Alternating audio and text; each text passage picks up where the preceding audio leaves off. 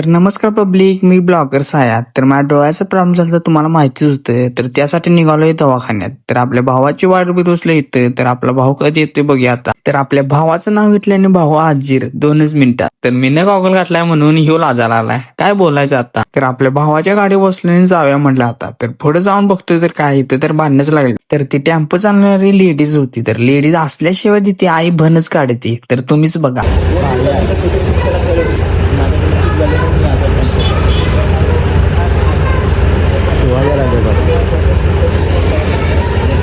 तर तिथनं हळू वाट काढीत पुढं आलो तर इथं देशपांडेचं हॉस्पिटल बंदच होतं. तर तिथनच परत रिटर्न मारला, म्हटलं आता दुसरं हॉस्पिटल बघूया. तर मी मागं बसून इकडे तिकडे कुठलं हॉस्पिटल दिसते का बघितो.